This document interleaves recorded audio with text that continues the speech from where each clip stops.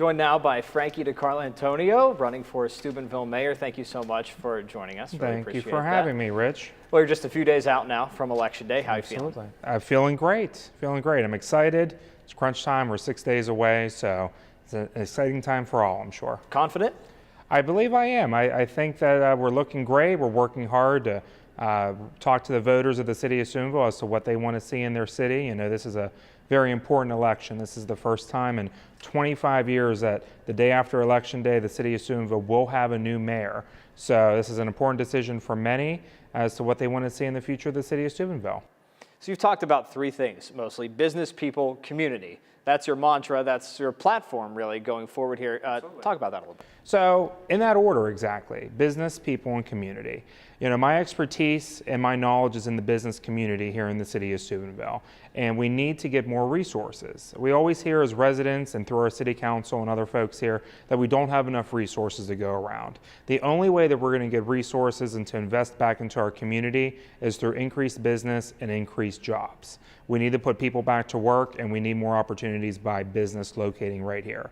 So we need to make it easier for them to locate here. We need to make the rules fair to them and to make sure that they're not prohibitive to business locating here. We need to make sure that our fees are fair, and we need to make sure that the process is as easy as we can make it for businesses that want to locate here.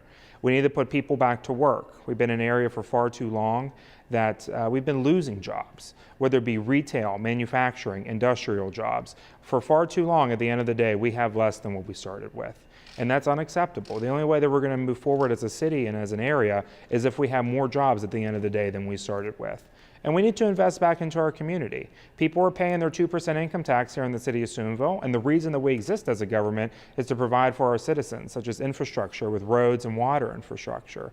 We need to make sure that we have good parks and programming. I don't mean just having good facilities, which is very important, but also have continual programming for our young children, and to make sure that we are investing in our safety forces, because they're the whole reason that we are kept safe here as a city. We need to invest to take care of the drug and the violence problem. We need to invest to make sure that, I call them sort of our insurance. We all hopefully don't want to use the fire department in our lifetime, but that we make sure that they're here and ready to serve us. So in that order, as you said, that's sort of my mantra. My entire platform is business, people, and community, right in that order. What specific steps would you take to get businesses to locate here in Steubenville? Well, right away, we need to review our fees and what we're charging people to invest in the city of Steubenville, whether it be our plan review fees, our permits, and other items that they have to pay in order to begin their development or begin their investment here.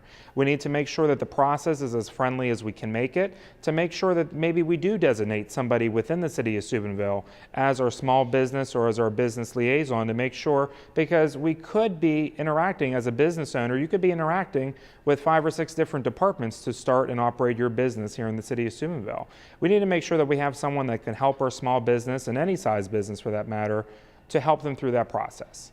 And lastly, we need to make sure that the rules and the ordinances that we have on our books are as fair as we can make them. I understand we have building codes and ordinances to keep our people safe, but at the same point, we need to make sure that whenever it becomes a nuisance to our small business, that we're keeping our people safe and we're making it easy for small business to come here. Let's talk about a major sticking point for a lot of people, and unfortunately, the first thing a lot of people think of when they hear Steubenville, and that's crime.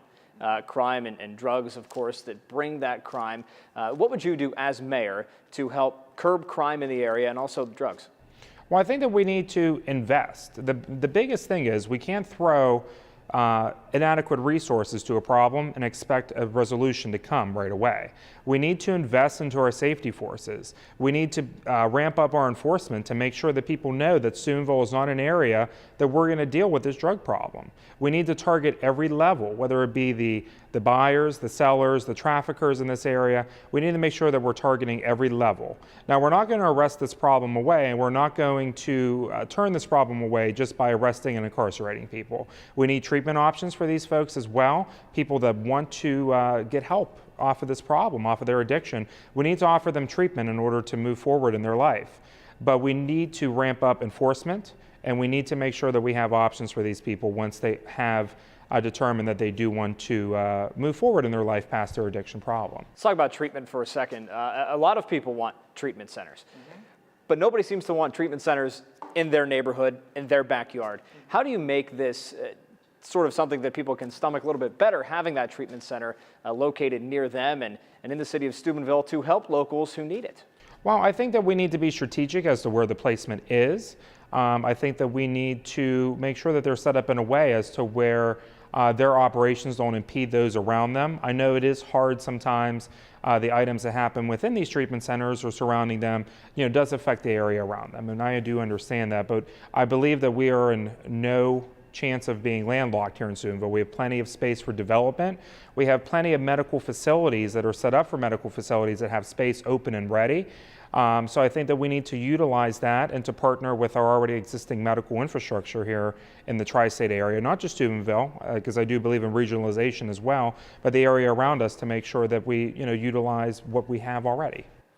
Let's talk a little bit about downtown Steubenville now specifically. A lot of dilapidation, a lot of blight in that area, buildings that have seen great days, but those days are long gone. They look like they're ready to fall down. Many have sat empty. People who own those buildings no longer in the area. What steps would you take to help solve that problem of blight and dilapidation in downtown? Well, I think a large part of it is it's sort of a chicken or egg situation. We need to set up a system as to where if people are interested in moving forward with beginning a business or beginning an investment in the downtown area, I believe that we need to have a real estate system set up. We have all these empty buildings, yet there's no system set up as to who is willing to sell them, who is willing to rent them. It's almost as if you're interested in locating in one of these buildings, because many of them can be habitated, a lot of them cannot be habitated at the same time, but a lot of them could facilitate a business in them, but it's almost you have to go hunt for whoever owns them or whoever is going to be leasing them. We need to have a better real estate system set up for these people to know who to contact as to who to move into these locations. And at the same time, I'm a firm believer in public-private partnerships, as many other cities in the state of Ohio and nationally have done to rehab a lot of these buildings, because a lot of them are missing basic items that a business needs. I mean, I was in a building most recently. It has no finished flooring. It has no heat. It has no central air. It has different missing items that are essential for the building to operate as a successful business. But we need to partner with these folks to potentially see investment into them. Then I believe that you'll see some interest in moving into these places once they are move-in ready. Because as a business owner, we don't want to focus on investing money into someone else's building or someone else's investment, basically. We need move-in ready locations for our businesses to move right into and focus on starting their business instead of bringing this building up to the point where they are able to do that. Let's talk community now, recreation specifically. There just aren't a whole lot of things for kids to do. You hear that complaint a lot in the downtown area, in the Hilltop area, in many spots. Either kids just aren't using what's already there, what's there is out of date, or there's not much to do. So what would you do to go about getting kids back to having those safe and good recreation time so they're not getting into bad things? Right. I mean, we need continual programming for our children. I think a lot of people, whenever we hear about investing into our park system, I believe just making sure that we have, we have a location for them to go to, that we have a good ball field, that we have a good,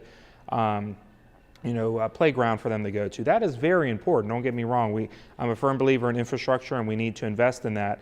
But at the same time, we need to make sure that we have continual programming for our kids, after-school programs, weekend programs. We need to keep these kids and these young adults occupied with things that they could be doing to keep them off of the bad things that they're doing. They're getting involved into drugs and different items that are happening that will keep them occupied if we don't. So we need to make sure that we have after-school programs, weekend programs, and continual programming. And one of the best ways that we're going to do that is to invest into that department and to invest into these programs. I said before that we can't throw inadequate resources towards a problem or towards a program and expect for it to succeed. Whoever takes office in the city of Steubenville, we're not going to succeed unless we get more resources. And we need to put adequate funds towards the recreation department to make sure that we do have staffing, to make sure that we can continue and start the programming that we need to make sure that the Martin Luther King Center and our other facilities are kept up to date and kept at a condition that we can utilize them at any point. And also, I believe that we need to switch our thinking as to what kids want nowadays. I think sometimes we equate, baseball fields, basketball courts, and different things, which are very much used by our young people. But we also need to consider technology and how we can keep kids occupied in a safe environment through technology and modern means, which is what they're wanting to do nowadays. Now to medicinal marijuana. It's possibility of a dispensary coming to Steubenville. Would you support that, and how would you pitch the idea to whatever company is going to put that here, that Steubenville is the right spot for it? Well, I believe that here in the city of Steubenville, we need to welcome any business.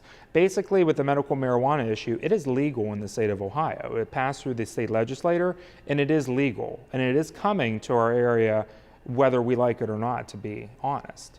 It's coming to Jefferson County. They want to locate in Jefferson County. They are allotted a dispensary in this area, and trust me, the industry is going to take advantage of that allotment here. So basically right now we're faced with a decision as to whether or not we're going to welcome it here in the city of Steubenville. And here's the thing, it's going to locate in Jefferson County. So as a city of Steubenville leader and as someone that looks at the numbers and the sense of it, if we can get those jobs right here in the city of Steubenville, I would like that to happen. Whenever we have an option of it locating in Steubenville or another locality that is 5 minutes away, as most is in the area, I believe that we need to embrace that here in the city of Steubenville. For every full-time minimum wage job, and of course this number goes up as the more that someone gets paid, we get $339 as a city for our operations through our 2% income tax.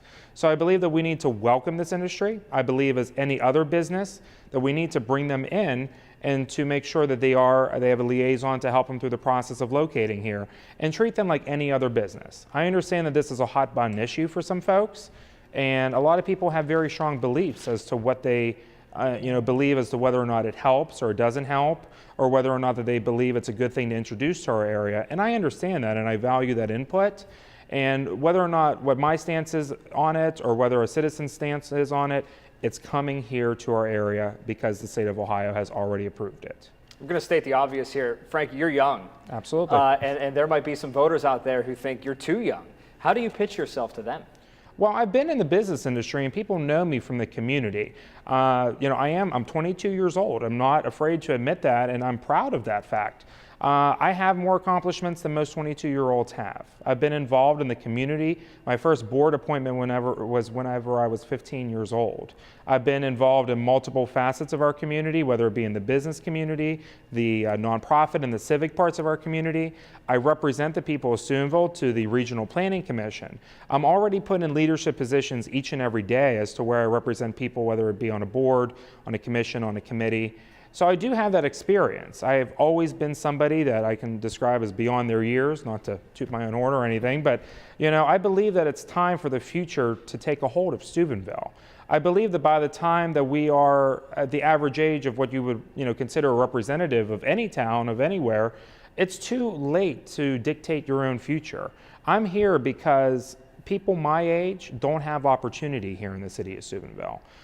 People my age, people that I graduated with and went to school with, they're having to leave the area, and they don't want to. This is where their family is. This is where their culture is. They want to stay here in Steubenville, yet they can't. So we need to make sure that we do not slight me because of my age, for the fact that we need to turn it over to the future.